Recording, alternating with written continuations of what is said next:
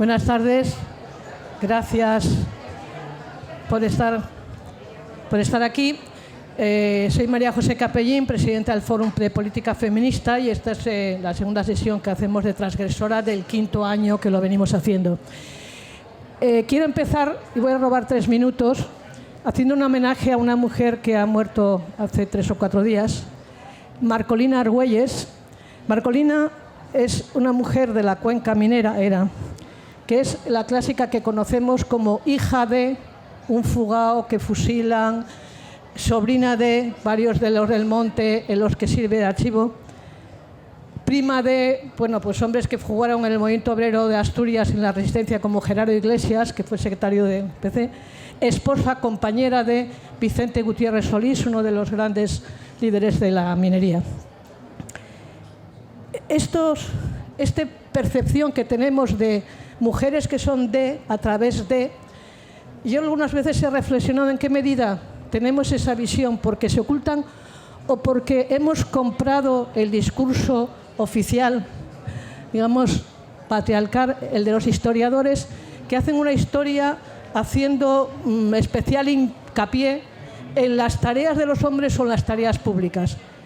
Porque lo que yo recuerdo, o yendo a hablar a los hijos, los padres, los compañeros de estas mujeres, las reconocieron como lo que eran y como creo que las tenemos que ver si damos la vuelta a la mirada, que son la piedra angular de la resistencia. Las mujeres de la minería, las que resistían, fueron las que permitían esas luchas heroicas de meses de huelga. Las mujeres de los clandestinos eran los que llevaban la comida, las que llevaban la propaganda. Son el eslabón que une las generaciones, las que transmiten de verdad la memoria, esa famosa memoria histórica democrática que reconocemos, las que unen la memoria. Bueno, esta mirada que conseguimos, si conseguimos dar la vuelta, es una parte de la mirada que mujeres como Sonia García Galán nos han permitido hacer desde el marco de la historia, digamos, reconocida. Y voy a daros una muy breve pincelada de algunos de los nombres o de las miradas que ha hecho los libros que ha escrito Sonia. Mujeres modernas, madres conscientes y sufragistas exaltadas. Ideales de feminidad y debates feministas en Asturias del 19 al 31.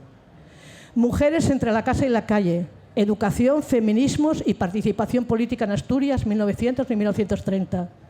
Sirvientas, campesinas, obreras y amas de casa, Gijón 1900-1931. Ha sido coautora y editora también sobre trabajos sobre la maternidad, sobre los nacimientos, sobre el parto, etc.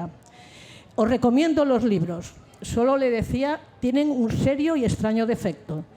Yo me leí alguno de los primeros hace 10 o 12 años, creo que es el primero, y os juro que tenía la letra más grande de los que lo tiene ahora, que lo miré esta semana, le repasé un poco y digo, uy, esta letra es muchísimo más pequeña de como yo lo leí. O sea, algo le pasa al libro, no a mí. Bueno, habíamos llamado a Sonia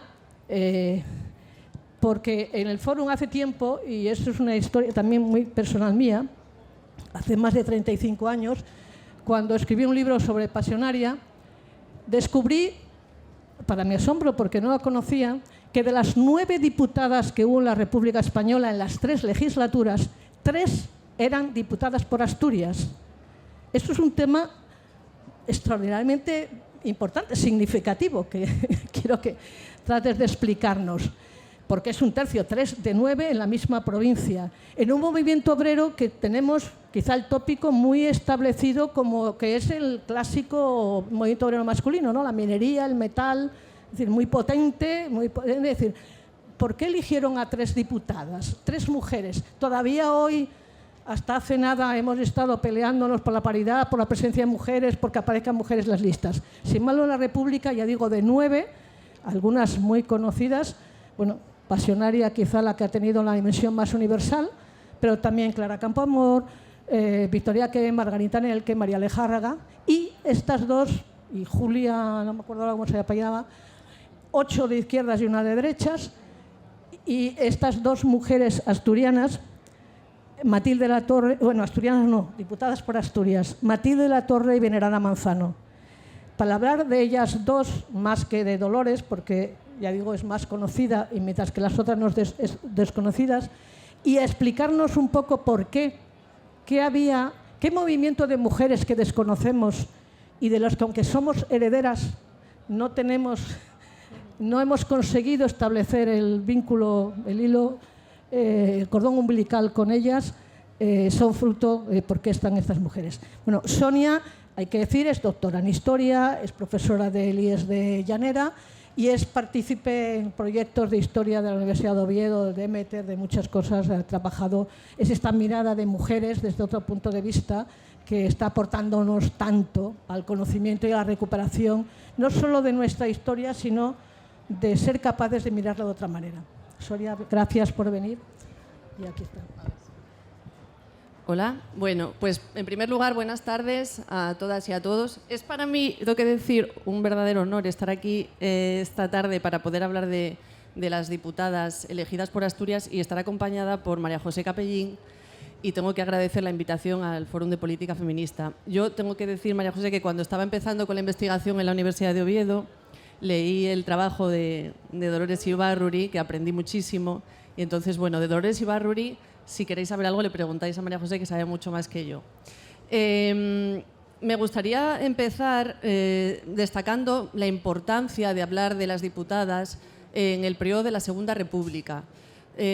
Como sabéis, históricamente las mujeres siempre permanecieron, por el patriarcado que hacía referencia, confinadas al espacio doméstico, ¿no? En un mundo que se entendía pues muy diferenciado para hombres y mujeres. A las mujeres se les otorgaba desde la antigüedad el espacio doméstico, la familia, la maternidad, el matrimonio, y los hombres les correspondía la esfera pública, ¿no? La política, el trabajo reconocido y la proyección social. Por eso, el hecho de que unas mujeres en un momento determinado de la historia de España accedan por primera vez al puesto de diputadas es realmente significativo, ¿no? Y es muy rompedor. Entonces, para empezar, quiero dejar claro que estas diputadas, las 9 que hubo y las 3 que fueron elegidas por Asturias, fueron ante todo unas pioneras en la historia de España, y de ahí la importancia también de conocerlas, ¿no? Yo, estos días que estaba leyendo algunas cuestiones referentes a las trayectorias de estas mujeres, son varias las personas que destacan lo poco en realidad que sabemos de esas primeras diputadas. Sí que conocemos un poco a Dolores, bueno, pues conocida a Dolores Ibarruri, la figura de Clara Campoamor, que sin duda es muy significativa y muy importante, ha sido quizás parcialmente rehabilitada en lo que es en España, pero sin embargo hay otros nombres que prácticamente son desconocidos para el público en general, y bueno, creo que merece la pena dedicar espacios como este a hablar un poco de ellas. Aunque el tiempo es escaso, voy a empezar haciendo una breve contextualización para hablar de lo que supuso la Segunda República en España, que se inicia en el año 1931, para las mujeres. Me veo en la obligación porque hay que entender que España estaba viviendo desde comienzos del siglo XX una serie de cambios sociales y culturales y también políticos que van a derivar en la proclamación, en un cambio de régimen, ¿no? Que no era solo un cambio entre la forma del Estado, ¿no? De monarquía o república, sino que implicaba también un proyecto pues, de modernización de España y un proyecto de una sociedad diferente, una sociedad más laica, más abierta, y hay que entender pues, que en esa nueva sociedad que se pretendía construir, el papel que iban a ocupar las mujeres era diferente, ¿no? Diferente al tradicional. Antes de la República, como breve referencia, las mujeres legalmente, y sobre todo las mujeres casadas, eran tuteladas por sus esposos, eran como menores de edad. Con lo cual, bueno, no es que, aparte de que no podían ser ciudadanas, digamos que legalmente no tenían derechos reconocidos, ¿no? Ni derechos civiles ni derechos políticos. El movimiento feminista empieza a plantear estas cuestiones, bueno, a nivel internacional y a nivel de España, ya en los años previos, incluso bueno, en el siglo XIX ya se puede rastrear figuras de mujeres, ¿no? Y de algunos hombres que también planteaban pues, que esa desigualdad entre los sexos pues, no era productiva para la sociedad, ¿no? Y que había que promover un cambio.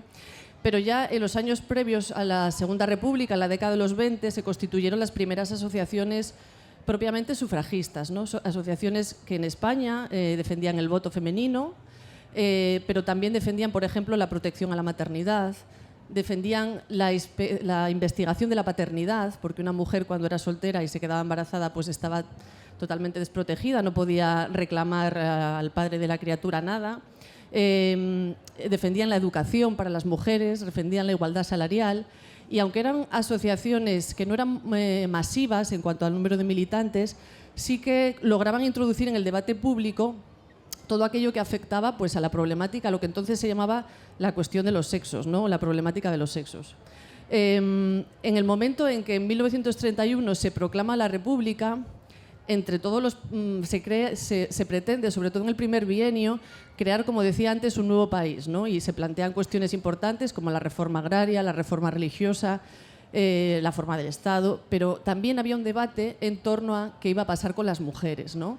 Entonces ahí hay quienes empiezan a plantear, mujeres y también hombres, empiezan a plantear que un régimen que pretendía ser democrático no podía negar los derechos a las mujeres. Entonces, en ese contexto, hay que entender que el gobierno provisional, sabéis que la República comenzó el 14 de abril, cuando en unas elecciones municipales se vota masivamente a las candidaturas republicanas en las principales ciudades, el rey se va al exilio y se inicia un gobierno provisional. Ese gobierno provisional ya decide convocar, que va a haber que convocar unas elecciones a Cortes Constituyentes para hacer una constitución en España de signo republicano, y ahí ya permite que las mujeres se presenten en las listas, ¿no? Que vayan en las listas electorales, que puedan ser, si son elegidas, diputadas.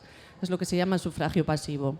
En esas primeras elecciones, en el año 1931, primeras elecciones en la República, no votan las mujeres, pero sí hay algunas mujeres que aparecen en las listas ya por primera vez. Y, como sabéis, salen elegidas 3 mujeres, que serán Clara Campoamor, Victoria Kent y Margarita Nelken.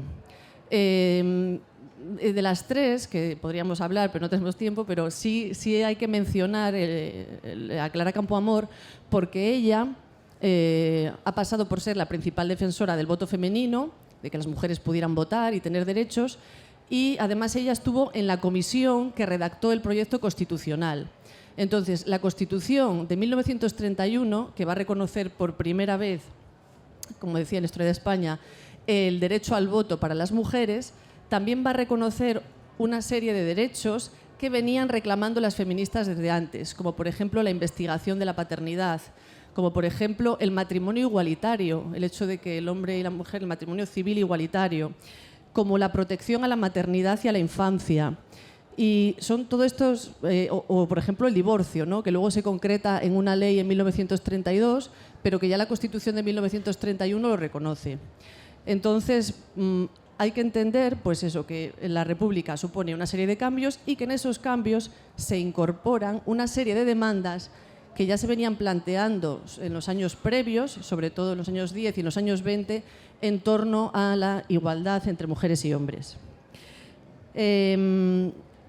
Es interesante, bueno, simplemente de la Constitución, destacar un artículo que le costó mucho a Clara Campoamor que se aprobase en los términos que se hizo, que fue bueno, aquel que decía: no podrá ser fundamento de privilegio jurídico el nacimiento, el sexo, la clase social, la riqueza, las ideas políticas y las creencias religiosas. Le costó que se aprobara porque en el proyecto que la Comisión mandó a las Cortes Constituyentes querían algo así como: no podrá ser fundamento de privilegio jurídico el nacimiento, la clase social, la riqueza, las ideas políticas, las creencias religiosas, punto, se reconoce en principio la igualdad de derechos entre los sexos. Había como cierta resistencia a que realmente hubiese una igualdad entre mujeres y hombres. Esa misma resistencia fue la que vivió Clara Campoamor en el momento de aprobar el voto femenino, cuando se le decía: vamos a dejar, bueno, se reconoce el voto a las mujeres, pero de momento no. Vamos a decir que se reconoce en principio, pero conforme determinen las leyes, porque había quienes, entre ellos muchos republicanos, consideraban que era un peligro para la República que las mujeres votasen, en el sentido de que entendían que no les iban a votar a ellos, y entonces pues era mejor que no votasen, ¿no? Y entonces ahí fue la pelea de Clara Campoamor para decir: un régimen que pretende ser democrático no puede negar los derechos a la mitad de la población, ¿no? Bueno, pasando ya a las diputadas, como decía antes, en 1931, en la primera legislatura, que va a ser del gobierno, el bienio que se llama reformador o republicano socialista, el digamos más progresista, hubo estas tres mujeres, Clara Campoamor, Victoria Kent y Margarita Nelken. Margarita Nelken por el PSOE, Victoria Kent por el Partido Radical Socialista y Clara Campoamor por el Partido Radical. En el año 33 son 5 mujeres y ahí ya entran las diputadas por Asturias, Matilde de la Torre y Veneranda Manzano por el PSOE. Junto a ellas van a estar María Lejárraga, Francisca Bohigas, que va a ser la única mujer, digamos, de derechas, porque se presenta por la CEDA, la única conservadora de las diputadas que va a haber ahí en las Cortes Republicanas, y repite Margarita Nelken. Y ya en 1936, que vuelve a haber elecciones, que son las que dan la victoria al Frente Popular, pues estará Dolores Ibarruri, Julia Álvarez Resano, de nuevo Matilde de la Torre, de nuevo Margarita Nelken y Victoria Kent, que también repite. Por lo tanto, fueron 9 mujeres que ocuparon 13 escaños, porque algunas de ellas repitieron. Es un número importante en el sentido de que son las primeras, pero bueno, eran muy pocas si referimos el dato de que eran 9, o sea, y hubo un total de 1.004 diputados, con lo cual, bueno, realmente eran unas cámaras, porque hubo 3 cámaras, ¿no? En total 1.004, y ellas solo fueron 9. De ahí también la importancia de sus figuras, ¿no? Porque eran totalmente una excepción en la época. Como decía, eran mayoritariamente de izquierdas, 5 de ellas eran del PSOE, bueno, solo 2 diputadas, una Veneranda García Manzano por Oviedo y Clara Campoamor por Madrid, se presentaron por la provincia en la que habían nacido. Tienen en común también que 6 de las 9 eran maestras de formación. La mayoría de ellas tenían una amplia cultura, es un rasgo que, por ejemplo, va a tener claramente Matilde de la Torre. Muchas escribieron y publicaron libros, 7 de las 9. Muchas también publicaron sus ideas en la prensa y, si bien todas hablaban francés, que era una cosa bastante común en la época que las mujeres que tenían formación aprendiesen francés, algunas de ellas eran incluso políglotas y hablaban varios idiomas, como es el caso de Matilde de la Torre. Eran en general de familias de procedencia de clase media, si bien, bueno, Dolores Ibarruri era de medio mucho más humilde, de familia minera, y Margarita Nelken pues era de una familia más acomodada. Y ya en esta última parte voy a hablar un poquito más de la trayectoria de lo que fue de quienes fueron elegidas por Asturias, ¿no? Saltándome un poco el Dolores Ibarruri, dejó así eso al final. Y vamos a hablar un poco de Matilde de la Torre y de Veneranda García Manzano. Se la conoce como Veneranda Manzano, pero bueno, el apellido era García Manzano. Matilde de la Torre, en realidad, aunque fue elegida por Oviedo, era, como comentábamos antes, bueno, era de Cantabria, ¿no? De Cabezón de la Sal. Nació en una familia de clase media, era hija de un notario, Eduardo de la Torre, y de Ana Gutiérrez Cueto. Ambos, su padre y su madre, estaban muy interesados por la cultura y digamos que ella crece en un ambiente intelectual que ya nunca le va a abandonar, ¿no? De ahí tenía, mucha de su formación es autodidacta, pero adquiere pues una amplia cultura. De hecho, en su familia era prima de una pintora surrealista que es conocida como María Blanchard, aunque en realidad era Gutiérrez Blanchard, ¿no? Y el Gutiérrez es el apellido que comparte con Matilde de la Torre. Bueno, la cuestión es que ese ambiente familiar, ilustrado, se le trunca porque muy joven perdió a su madre cuando tenía 12 años y 5 años más tarde falleció su padre. De manera que se quedó un poco pues, con un entorno familiar bastante mermado. También fallecieron 3 hermanos y solo quedaron ella y un hermano, Carlos, ambos bajo la tutela de un tío paterno. A los 29 años viajó a Perú y allí se casó con un primo suyo, ¿vale?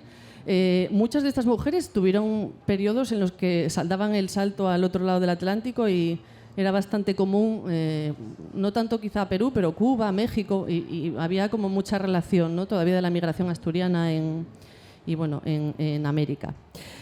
Allí se casó con su primo, pero el matrimonio parece ser que duró poco.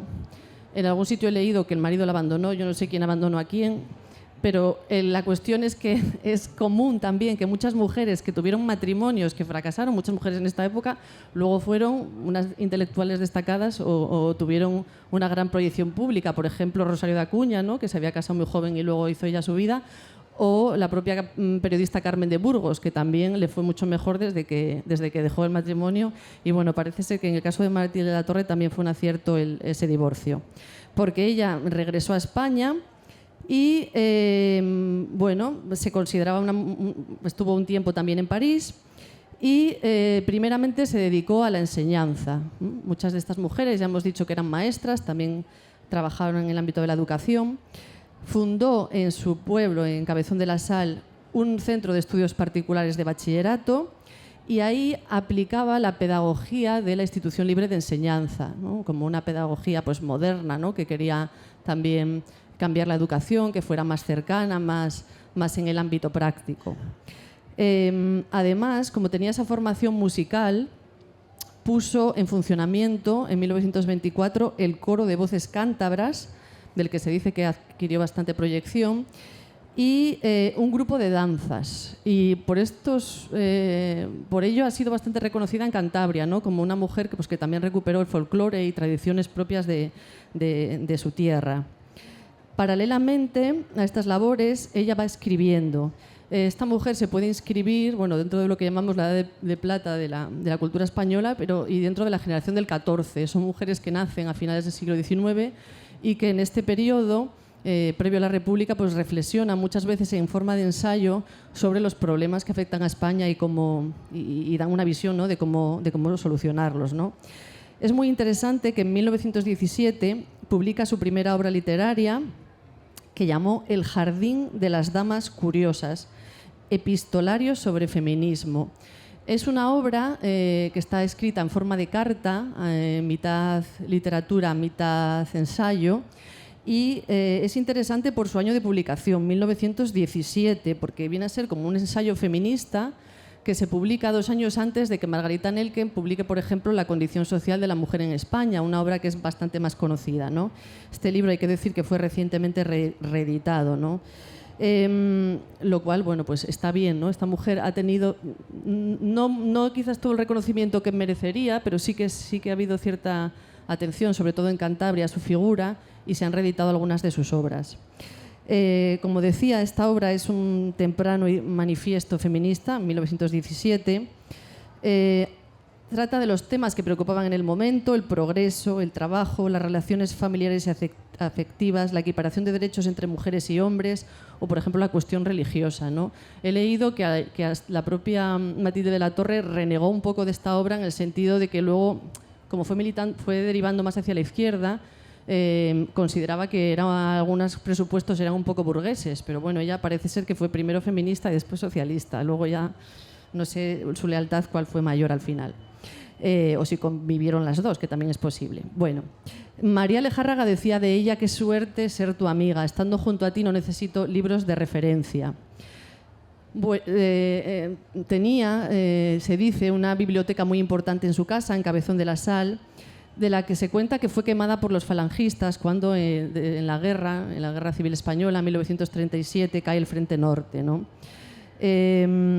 Ella estuvo próxima, se comenta, al Partido Radical Socialista, pero finalmente ingresó en el PSOE en 1931, teniendo amistad con Indalecio Prieto y después con Juan Negrín, ¿no? Se alió después, además, con las posiciones de Juan Negrín en torno a la resistencia. Sabéis que en 1938, cuando la situación del bando republicano en la guerra en España era ya bastante complicada, pues había quienes defendían la rendición, por así decirlo, y había quienes defendían pues mantener la resistencia hasta el final, esperando que estallara una guerra en Europa y España pudiera finalmente vencer, ¿no?, la España republicana. Pues ella se alió con los partidarios de la resistencia hasta el final, ¿no? Con lo cual decían de ella pues que fue realmente muy convencida en sus ideas republicanas y que se mantuvo hasta el final. Otros datos: por ejemplo, en 1931 participó en las jornadas eugenésicas de España, ¿vale? El tema de la eugenesia me llevaría para un rato amplio. Voy a ir a ver, pero no tengo tiempo. Pero bueno, porque claro, en aquel momento la eugenesia era defendida también por gentes de izquierdas que pensaban pues, que se podía construir una humanidad, digamos, mejor y que las personas debían cuidarse físicamente y también intelectualmente para progresar. No había en la izquierda una idea de superioridad de unas razas sobre otras, pero sí de mejora de la raza humana en su conjunto, por así decirlo. Pero ella presentó ahí un artículo sobre feminismo y penalismo y participaron en estas jornadas, bueno, estuvo el propio Azaña, Fernando de los Ríos, Marañón, Ramón J. Sender, Jiménez de Asúa, personas relevantes en aquel momento en la intelectualidad.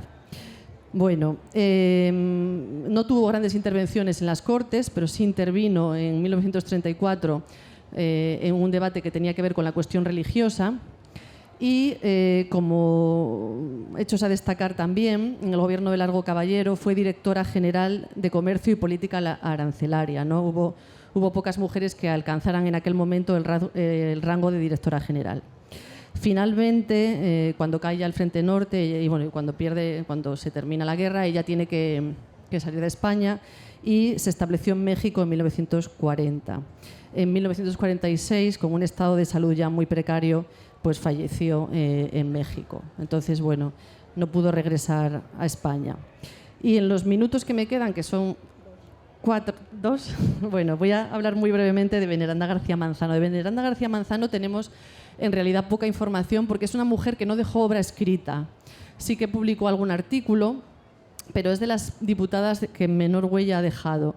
Ella había nacido aquí en Asturias, en Piloña, en una familia de maestros y estudió también magisterio, con lo cual empezó a trabajar de maestra. Estuvo en Cuba, o sea que también vivió una temporada en América, 10 años, entre 1918 y 1927, y al regresar a España, al final de la dictadura de Primo de Rivera, pues se afilió a lo que era el Sindicato de la Enseñanza en Asturias, que se llamaba TEA, que era de la UGT. Después participó en la creación del Círculo Republicano de Llanes y pasó al PSOE. En 1931 ya militaba en el PSOE. En 1933 fue elegida diputada por Oviedo, como habíamos señalado antes. Bueno, en el minuto que me queda estoy pensando a ver de qué os cuento que me parezca lo más relevante. Bueno, durante la Guerra Civil, por ejemplo, se instaló en Sebares, en Piloña, y allí trabajó en colonias infantiles del Ministerio de Instrucción Pública, encargándose de niños y huérfanos de combatientes republicanos. Después, cuando en Asturias pues, llegan los sublevados y hay que salir, pues sale a Francia, como hicieron muchos, y muchos por aquí, por el puerto de Gijón, en el 37, que salieron a Francia, y luego de Francia, a través de los Pirineos, volvieron a la zona republicana, primero en Cataluña, luego en Valencia, y luego, cuando ya finalmente se pierde la guerra, ella se instalará en México. La diferencia es que Veneranda sí que vivió una vida larga y pudo regresar a España. Volvió primero a Vidiago, si no recuerdo mal, y finalmente se instaló en Oviedo. Y sí que tuvo un pequeño homenaje durante el gobierno en Oviedo del alcalde Antonio de Masip, porque le dieron el nombre a una escuela y bueno, ya por lo menos pudo tener ese reconocimiento en vida que muchas de estas mujeres no tuvieron porque fallecieron en el exilio, ¿no? Y ahí el corte que ha habido entre primero la dictadura, que haya hecho que nos hayamos olvidado de estas pioneras, ¿no? Y ya en 10 segundos, ¿por qué eligieron, como habías dicho, ¿no? Que es verdad que en Asturias era la circunscripción que más diputadas aportó al Congreso?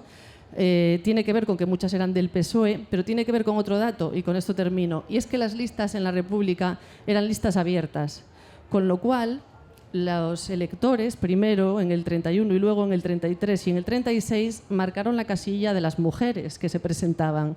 Aunque eran pocas en las listas, por ejemplo, Matilde de la Torre fue la segunda en obtener más votos después de Teodomiro Menéndez, y Veneranda García Manzano fue la cuarta, de 13 diputados, socialistas por Oviedo en el 33. Entonces, parece ser que las pocas que pudieron presentarse, que sí que fueron valoradas, ¿no? por los electores y por las electoras. Y bueno, con esto termino porque no tenemos tiempo para más. Muchas gracias por vuestra atención.